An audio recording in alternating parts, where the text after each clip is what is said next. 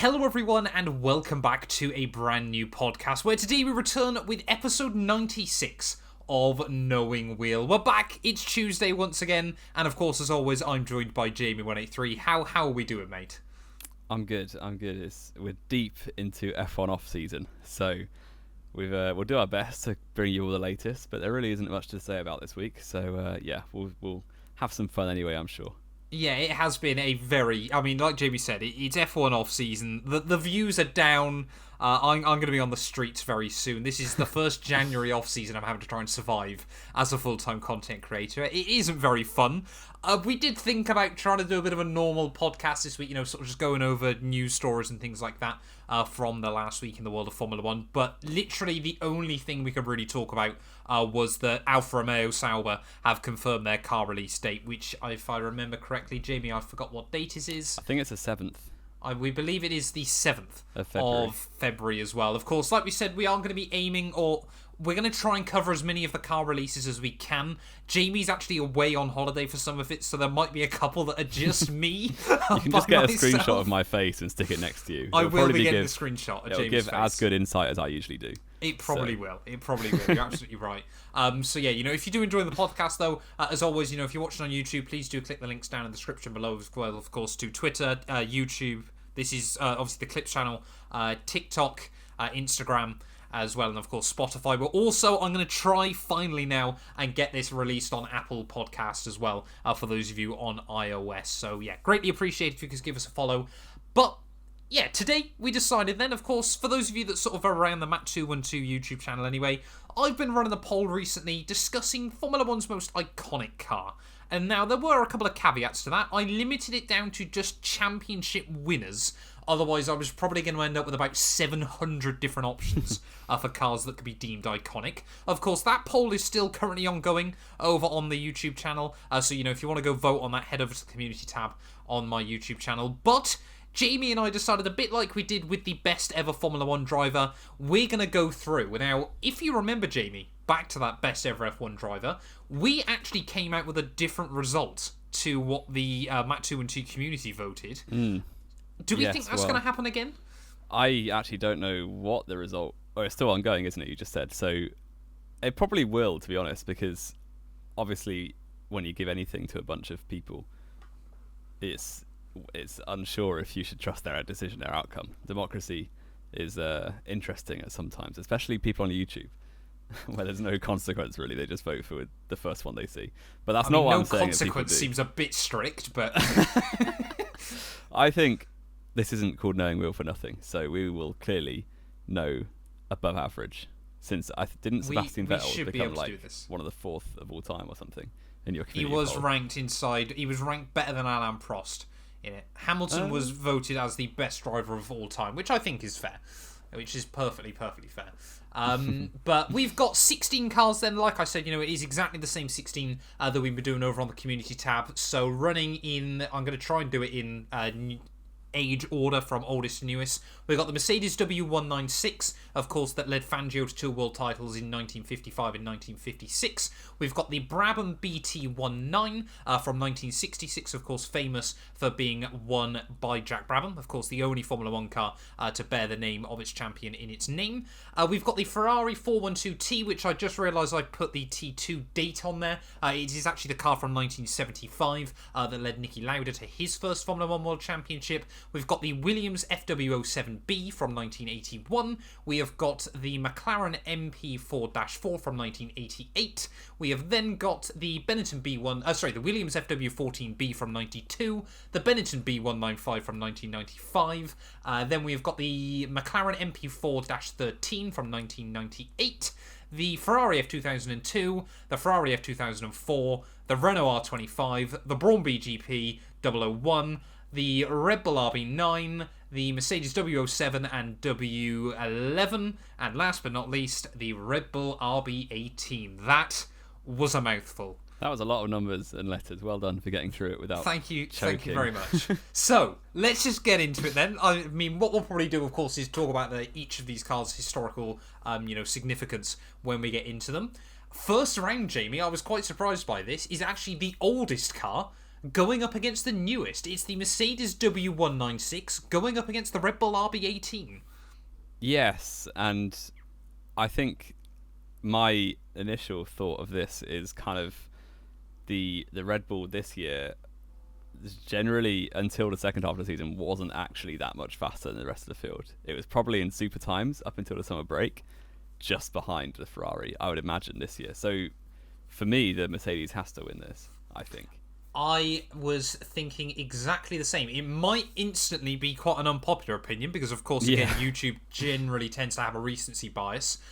But the Mercedes W196, of course, before Brawn, was the last car from a new team to win on debut. Of course, Mercedes were a mighty powerhouse anyway. They convinced Fangio to leave, I think it was Alfa Romeo at the time, to come to Mercedes halfway through the season to drive the new 196. It was also famous in its, I cannot quite, in the aerodynamic, the sleek version of the car, I can't quite remember the name of it off the top of my head, to feature closed wheels. And of course, like we said, won 2 world titles. It was the only team Fangio won 2 world titles with. Yeah, he was a bit of a team hopper back in the 50s, to be fair. But I do think, if you haven't seen a picture of this car, it is insane. It's so cool. I think Lewis Hamilton did a feature with it in 2020-ish, maybe. Yes, yeah. Which was just incredible. Sky Sports YouTube channel probably has it, so go and check it out if you haven't. And yeah, the Red Bull, in terms of numbers, is probably I think it is statistically the most successful car in terms of wins, but obviously much longer seasons now. And it was massively helped by an incredible driver at the top of his game. So just like the W196. Yeah, because in the 50s the driver made much more of a difference, I suppose. But I do think that in terms of outright speed and how ahead of its time it was, the Red Bull was not that much ahead of the Ferrari, certainly. And by the end of the year, we saw, Brazil, basically, Mercedes, and I guess Zandvoort, other tracks like that, Mercedes were kind of there as well. So I don't think the Red Bull can win this round. And I mean, this is the thing, isn't it, as well, of course, you mentioned, the Red Bull took, how many was it, 17 or 18 wins? Max got 15 and Checo got 2, I believe. 17 wins in 22 races, wasn't it? The 196 won 5 of its 8. I'm pretty certain it retired from the other 3. So it would have been incredibly dominant in that regard as well. And of course, we're not just asking for dominant Formula 1 cars, we're asking for iconic Formula 1 cars. Exactly, yeah. We're still talking about that Mercedes nearly 70 years later. Of course, the RB18, don't get me wrong, is special, and I'm sure it will be spoken about in the future.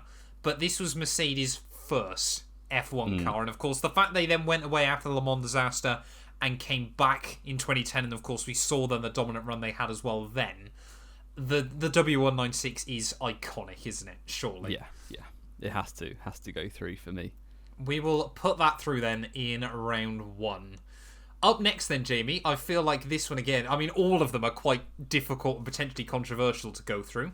We are pitting the 1975 Ferrari 412T against the 2020 Mercedes W11. Yeah, I would need to look at some numbers for the 75 one, to be honest, but I would struggle to look beyond the 2020 Mercedes. That was just incredible. Like, the gap they had at the end of a regulation cycle, it had been going, 2017 was the last major rule change. So to come out 4 years into a regulation cycle and be about a second clear at most tracks was just ridiculous. Like, the qualifying at Silverstone, I remember it, which is a minute 28-ish, maybe like 90 seconds lap, and they're a second clear of the next fastest car over a 90-second lap. It's just insane. And I think if that was, obviously it was a cut short season because of the COVID pandemic, but if that season had gone to a typical distance, you'd be talking about so many more records. And you think, like, the races they didn't win that year, obviously 70th anniversary was kind of ridiculous tyre wear, of which we don't see it too often at all. And then what else was there? There was obviously Sakir, they basically threw. And what other race didn't they win? Abu Dhabi. Jamie, no! What's happened? I've lost recording. What's it doing? Oh no, it's just my webcam. Give me 1 second. Sorry. Okay, well, the podcast has improved for a second while we can't see Matt's face. Yeah, well, we're okay. I'll carry on my monologue before I was rudely interrupted. Please do. Sorry. Yeah, so obviously 70th anniversary and Sakir, it was tyre wear, and then they just threw it for fun to show how good Hamilton was. And then what was the other race at Abu Dhabi when Hamilton was still dying and Bottas is Bottas. So yeah, the fact that they very easily could have had a 100% record of wins is just ridiculous. So I can't look beyond that. And but you want to tell us about 75 Ferrari real quick? There were. I mean, I was going to talk about the W11 very briefly as well, but I will talk about that in just a moment. Of course, the other big things, like we said with the W11, the DAS system on it, was absolutely crazy. I still remember, of course, because I feel like that W11 came at the right time, didn't it? After Formula 1, we hadn't had anything going on until June. I still remember, and I know it was only less than 3 years ago, but I still remember vividly those Mercs coming out in Austria. And I know someone had edited, the Death Star music from Star Wars. And it just fitted so perfectly. Yeah. Because that car was ridiculously overpowered. I think it's often a shame that, of course, that Hamilton only got 16 races in that car. Because 2020 should have been the year that, Hamilton... That should have been Hamilton's comparison year, with Schumacher's 2004 or 2002. Or Verstappen's 2022. That should have been the year that Hamilton gets all those mega stats. And, of course, couldn't quite get them because of, obviously, of COVID and, the fact he had COVID.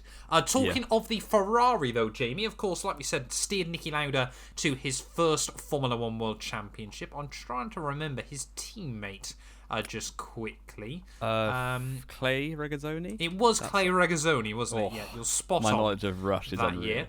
So, unfortunately, Clay Regazzoni took no pole positions in the car. In a 14-race campaign, Niki Lauda took all but 5.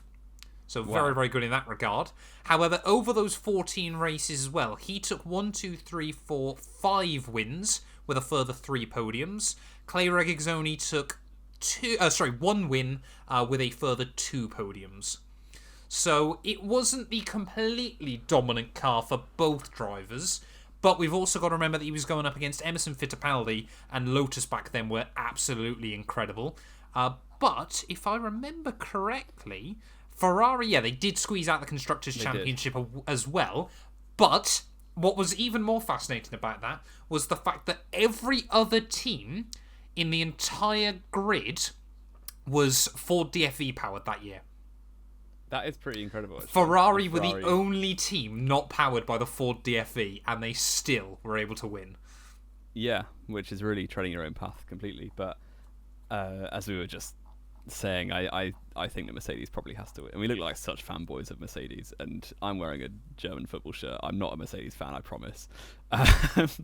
But the first 2 rounds, I think we have to go with them.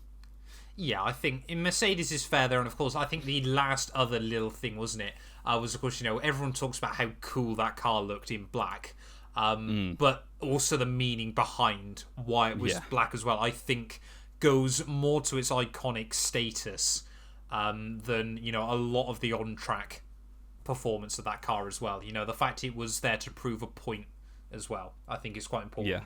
Yeah. Next up, though, Jamie, it's the other Mercedes. We've had all 3 Mercedes in the first 3 groups. This time round, it's the Mercedes W07 against the Benetton B195. I'm concerned it's going to be 3 out of 3 off the bat for Mercedes. I think I really like it. 2016 is probably my most underrated season.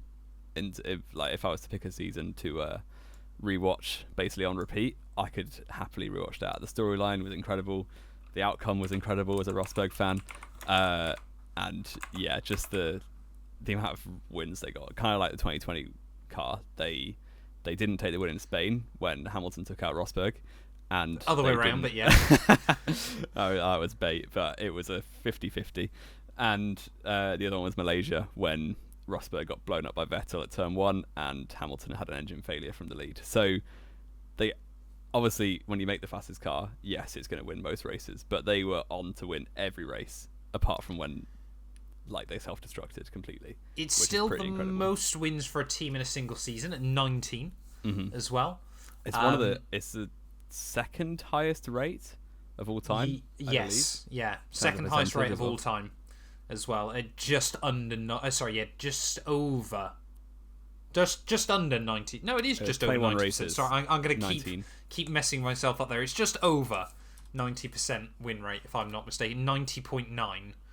90.5, yeah. 90.5, sorry. Yeah. Just on the maths. It goes up against the Benetton B195. Now, again, I mentioned this when I did the poll originally. It was a toss-up between the B194 and the B195. I put the B195 in because it didn't have a controversial ending to its Formula 1 World Championship. Schumacher absolutely dominated 1995, of course. Went on to win his second world title. Williams just didn't have an answer for him. I mean, Damon Hill came P2, 33 points behind, and this was, of course, back in an era where there were 10 points for a win. They did trade wins away from each other early on in the campaign, but then, really from the second half onwards, unless he had a big issue, Schumacher basically won pretty much every race, with the exception of Australia, where he retired, Italy, where he retired, Hungary, where he came P11, and Silverstone, where he retired as well, and then also the Portuguese Grand Prix, he came second to David Coulthard. Interesting. And his teammate was Johnny Herbert, I believe. His teammate was Johnny Herbert, who took the win at Italy and the win at Britain as well. Yes, and 2 other podiums. But interestingly, they didn't win the Constructors by a lot. But I do think that's probably more down to the strength of Williams drivers versus Johnny Herbert. Yes. Compared to like Coulthard and Hill at that time were probably both like very capable race-winning drivers. Probably could have both maybe won a championship in their career. Obviously Hill did, Coulthard didn't, but Johnny Herbert didn't really ever get up to much in his career, to be fair.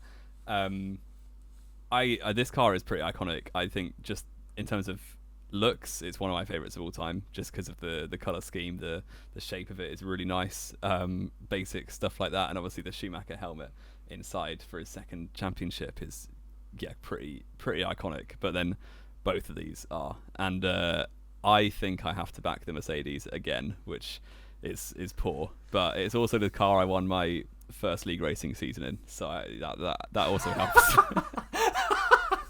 Okay, I mean, I think this is the thing, isn't it? We're talking about a very, very good Benetton against a basically on. I mean, you forgot to mention the caveat, of course, that the Mercedes wasn't the quickest car every weekend that year. It shouldn't have won the Monaco Grand Prix, but of course still did, thanks to Red Bull's botched pit stop for Daniel Ricciardo.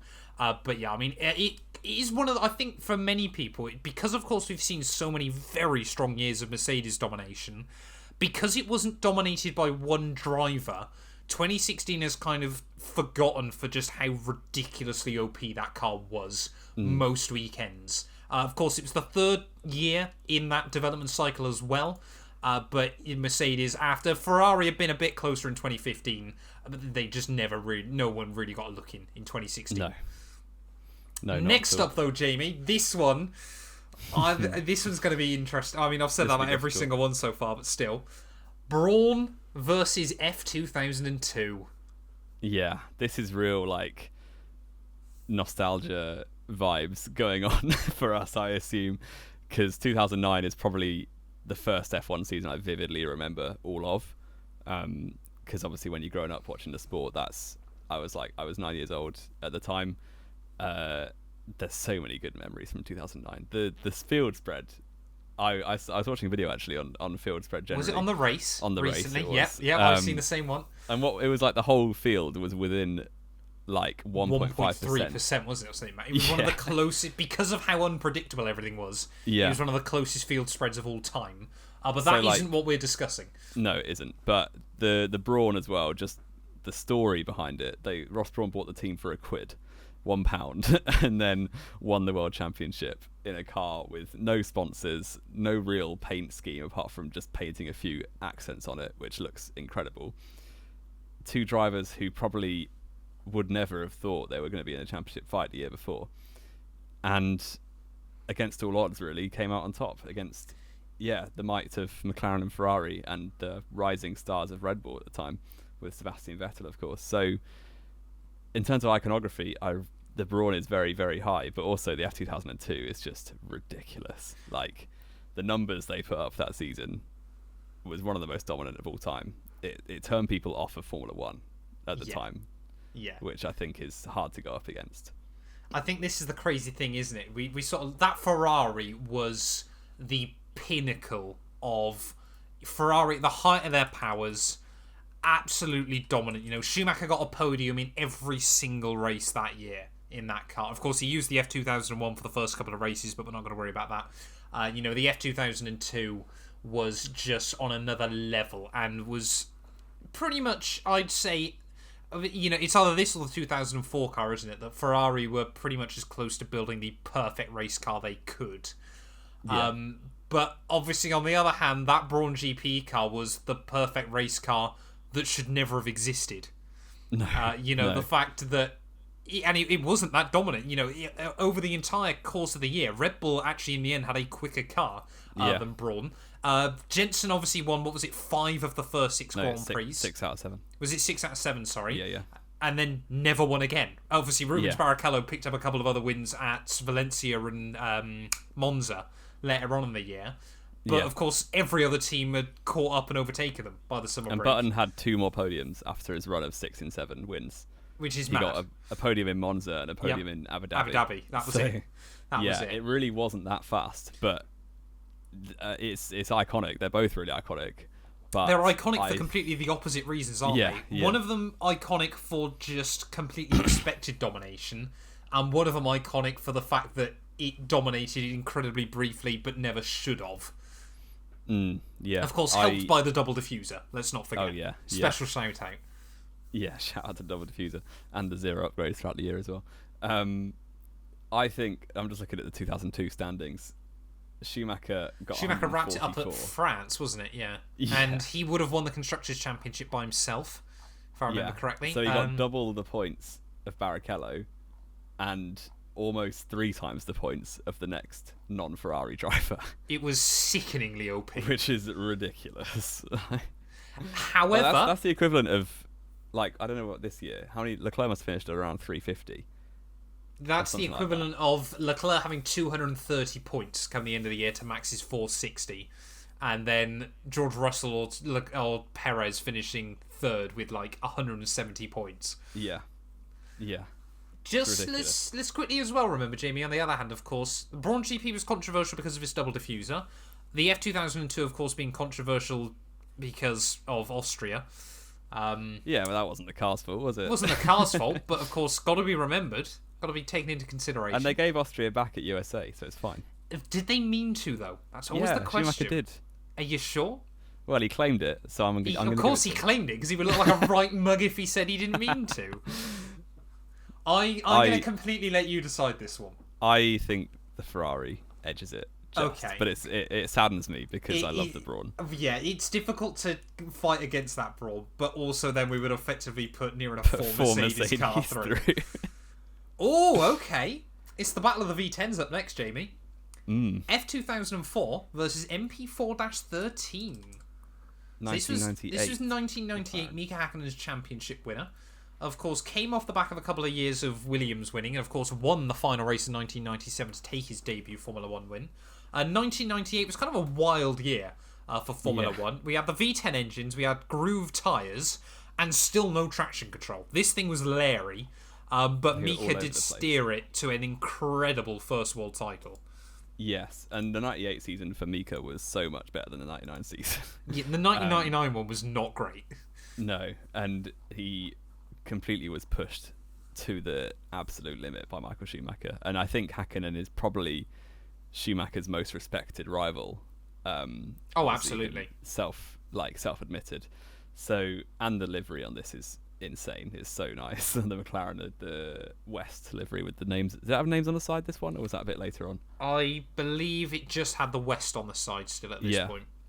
Yeah, but it's insanely nice. Obviously, you've got that, probably one of the most iconic overtakes in Formula 1 history. On the inside. Yes? 98 Spa? No. Jamie, 1998 Spa was the one Damon Hill won. 2000 You're thinking Spa. of 2000 Spa. Yes, I am. Never mind.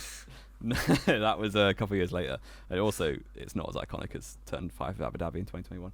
But yeah, I do think this car is insane. Did it? It did win the constructors as well. Yes, it did win the constructors as well. The teammates, Coulthard was third, Irvine for Ferrari was fourth. So I guess both drivers won their respective battles against the Ferrari drivers that year for McLaren. Yeah. But up against the F2004, I think it struggles, to be fair. Yeah.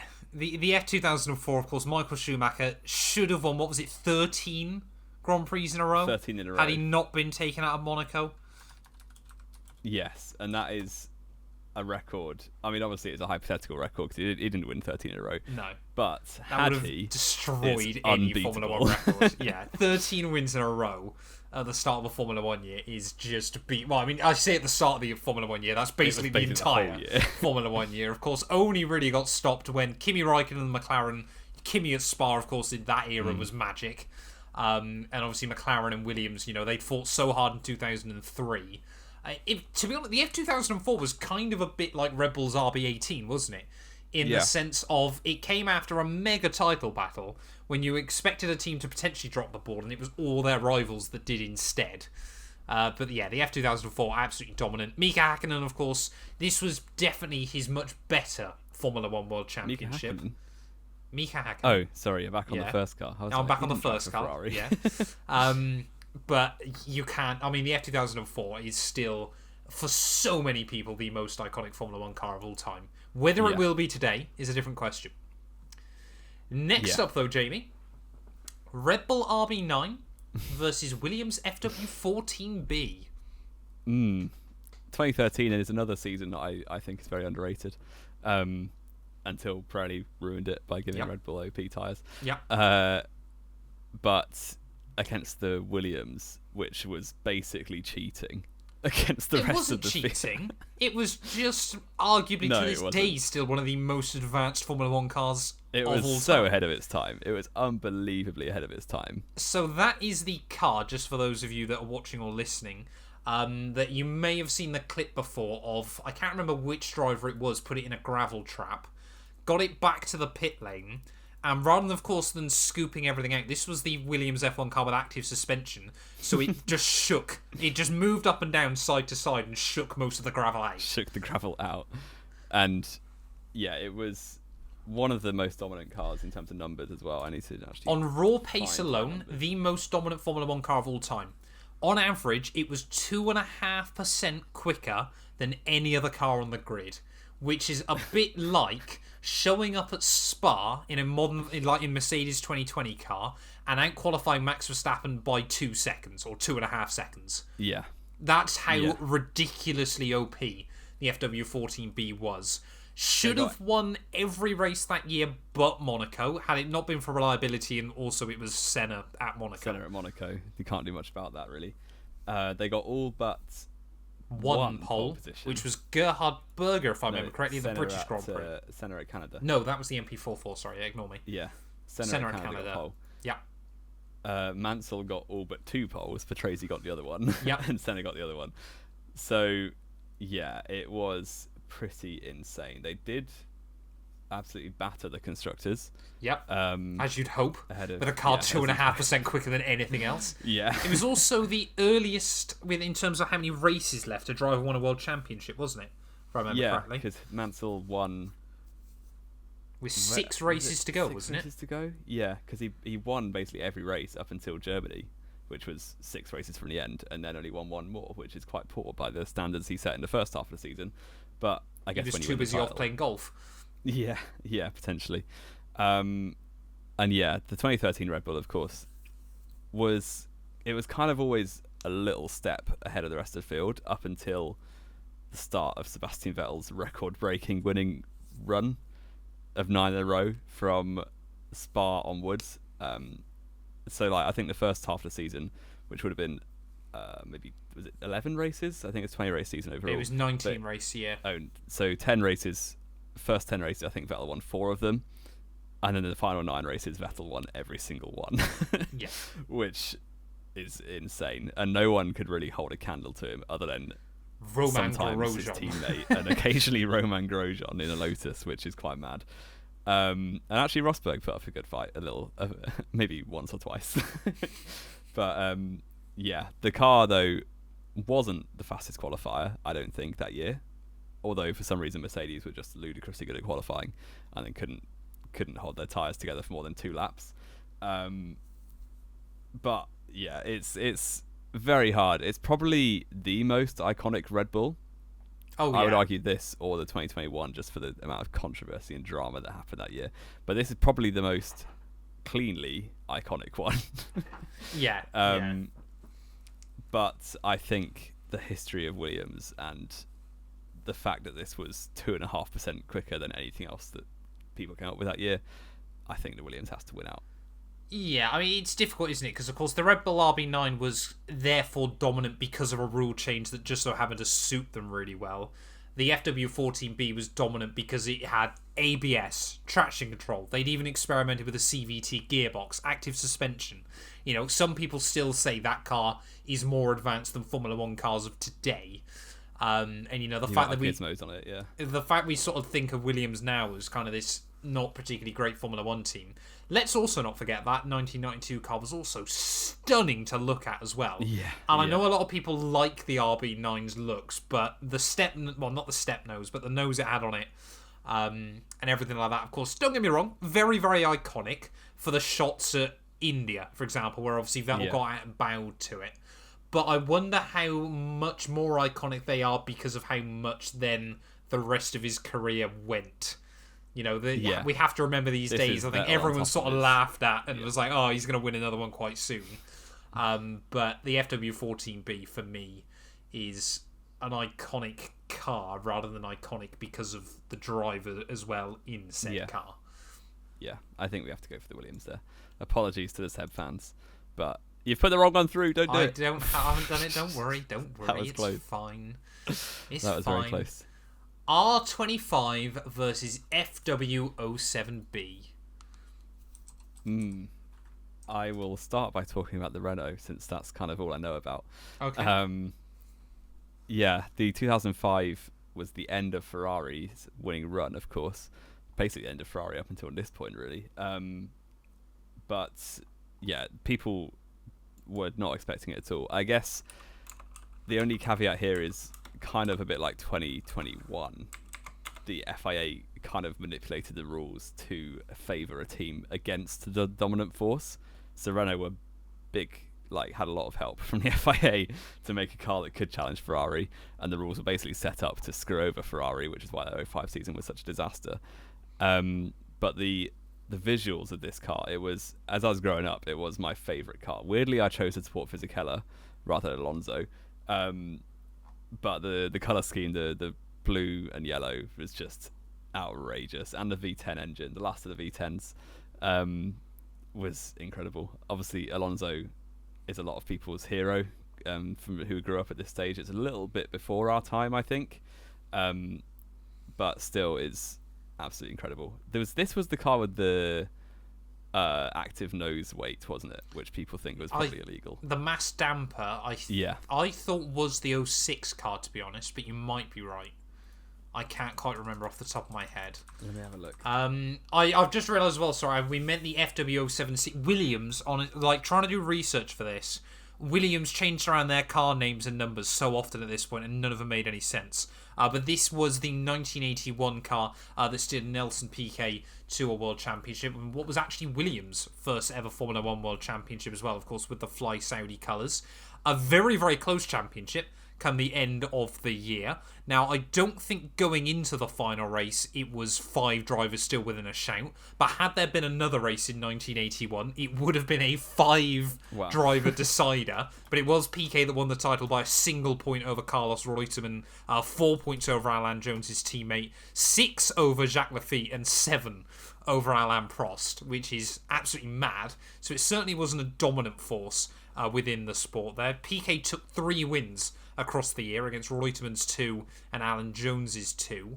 But of course, it was the start of a very, very dominant they had periods of dominance throughout the next couple of decades for Williams. Yeah, equally, the Renault was not that dominant in terms of wins, because the No. McLaren drove by Kimi Räikkönen and Montoya that year was probably as The quick, if not quicker. MP425 should have been an iconic, and I mean it still is for a lot of people, but should have been in this poll instead. Yeah, it's iconic for flying down Nürburgring towards turn 1 with 3 wheels, sadly. But yes, I think this is a very close call. I would edge towards the Renault just because of the iconography. And I completely agree with you. Yeah. I don't think the Renault will go all the way, though, to be honest. No. It's a bit of a weak matchup compared to some of the ones we've had, but it I would back has the Renault. probably been the weakest matchup across the board. But yeah, the Williams, don't get me wrong, very, very cool as well. But there's something about it. There's something about it that it sticks in my mind, but I completely understand it won't for a lot of people. Mm-hmm. Final group stage then, Jamie. Brabham BT19 versus the McLaren MP4-4. Yes. I feel like this one is an fairly whitewash. Yes, it's 1988 McLaren is one of the favourites for the whole thing. It's an absolute heavyweight of F1 cars of all time. The Brabham is cool because it's the only car ever won by the driver that owned the team, which is really cool. Jack Brabham won the championship in his own car, which is very commendable. But that McLaren was insane. we talk about Mercedes earlier on winning 19 of 21 races, or 2020 they could have won every race there. McLaren in 1988 came 5 laps away from the perfect Formula 1 season. It was only the Italian Grand Prix where, if I'm not mistaken, Senna got I think Prost got taken out and Senna had an engine failure 5 laps from home, which allowed Michele Alboreto to take the win for Ferrari, not long after Enzo Ferrari had died. Whether you want to believe that's was it Gerhard Berger? Was it? Sorry, yeah. I honestly thought it was Alboreto that took that win. But whether you want to believe there's potential for some conspiracy there as well is completely up to you.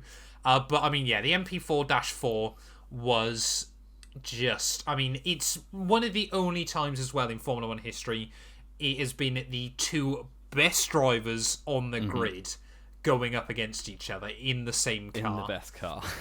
In the best car. And like we said, 15 out of 16 wins, 15 out of 16 poles, 5 laps away from the basically perfect year. It was just, I think, again, Gerhard Berger that got pole at Britain ahead of them. That's correct. And again, one of the best looking Formula 1 cars of all time as well. Yeah, so apologies to Jack Brabham, but you've been blown out of the water. So you kind of have there, unfortunately. You did come up against, the MP4-4, that 1998 McLaren sort of whole thing is the kind of thing you get written about in a book that you just wouldn't... But it's kind of like if Messi and Ronaldo had both played at Barcelona together. Is that a fair? Yeah. Probably, yes. Yeah. Like just the unquestionably sickeningly 2 best drivers in a team that was ridiculously OP compared to everyone else. So... And they somehow won all the races despite having the 2 best drivers, and we know the fireworks that went on later with those 2. Yes. Yeah, exactly. This was before everything kind of hit the fan. Also, the title was won by Alain Prost that year, wasn't it, if I remember correctly? No.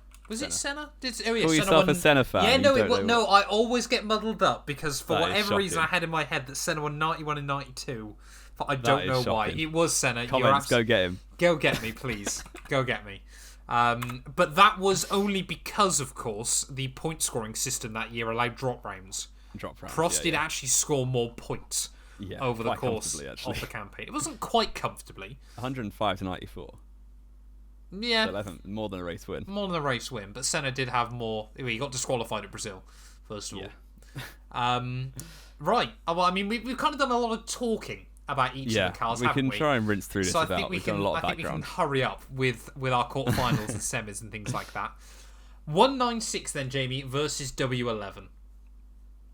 These are basically, if you think about iconic Mercedes, these are the 2 that come to mind, I would say. Yes. So, I instinctively want to say 2020, but I know how beautiful that 55-56 car was. But I just think maybe it's recency bias, maybe it's just how far F1 has come, but to drop a second on everyone in 2020 when everyone is quite credible as a team is just ridiculous. and of course the fastest F1 car of all time. Oh yeah. In terms of lap time, there's nothing going to beat that for a while.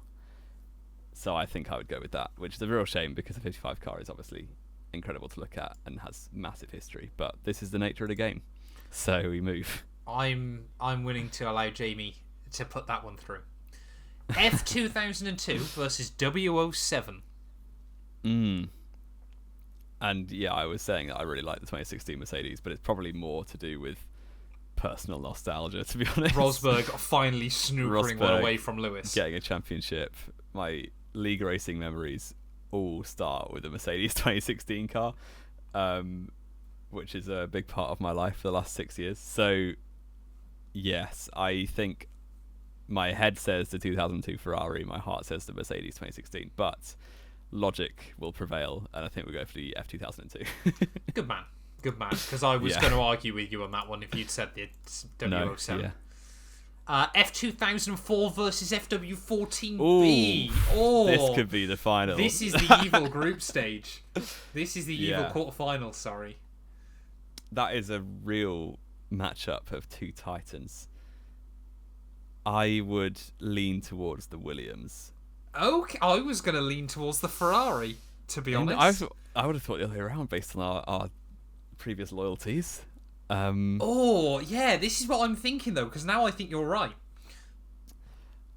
I think... let me go get this. I mean, the thing is, I'm sort of thinking, this was the last Schumacher championship car. True. And we've... there's no other... there is a Schumacher car through already. There is a Schumacher car through already. Actually, the fact he was Montoya away from 13 wins in a row. I think we will get absolutely roasted in the comments. Let's put the Ferrari through. I back off on what I said. I think, which is a real shame because the FW14B is ridiculously iconic. I mean, we're talking about some incredibly iconic Formula 1 cars here. It's very, very difficult. R25 versus MP4-4. I think this one's slightly easier, isn't it? It should be, yeah. MP4-4, isn't it? Gotta be. And now is where the stuff gets very difficult. Oh. These are some matchups. Mercedes W11 versus Ferrari F2002. The 7th world title for one, the 5th world title for the other. Fastest F1 car of all time versus what I'm pretty certain was the fastest F1 car of all time at the time. Yes. I don't want to be done by recency bias, but I feel like the W11... I think if the F2004 wasn't in the other group, I feel like we might have given it... I'd put the 2004 Ferrari through against 2020 Mercedes. I don't think I quite put the 2002 Ferrari through. No, I feel like the 2002 wasn't as dominant as the 2004, plus that little bit of controversy around it. And the fact Mercedes, despite the shorter season, absolutely battered everything. Yeah. And also the social awareness it raised for the exactly Black Lives Matter, all that kind of stuff. The fact Hamilton won his 7th, the fact they were very few really unlikely things away from winning every race, basically. Yeah, I think it has to be the Mercedes, which announce death in the comments when we just said that. The problem is, though, Jamie, I know, I've seen what's coming here. Ferrari fans are going to be out for us. I think the McLaren MP4-4 deserves to go through. I agree with you. Really? Yeah. Oh, right. It's a real shame. Okay, that is interesting. And the thing is, I think for me, like we said, that McLaren was the only time in Formula 1 history we've really had a super team. Yeah. Schumacher, if you could, Schumacher is well remembered in that F2004, but is that because of Schumacher? Or, I mean, it's so difficult, isn't it? Yeah. If you think about iconic cars, everything about the McLaren in 1988, if you could pick... It was the perfect team, the perfect the two drivers, the perfect car. Yeah, and I just think the F2004, despite everything, is just a bit done by the McLaren 1988 because they were 5 laps from winning every race. How can you argue with that? You can't in our eyes, but that does then I think also give us a fairly easy final for a comment you made a moment ago that I agreed with. because we both said the F2004 would beat out the W11. Yeah. So I think that means we've got a winner. We do, and I'm sure you're pleased as the resident historical McLaren fan. the Sennerite of the pair of us. Yeah. Who doesn't know when he won his titles, but yeah. You might have forgot Hey, you said that the Hakkinen Zonterm Schumacher move was 1998. That's a less bad mistake. I'm not having that. But yes, the McLaren 1988 does have to be the most iconic. The F1 McLaren MP4-4 is the most iconic F1 car of all time. And if I look back through my polls quickly... Yeah, go look at the poll. I actually want to know the answer.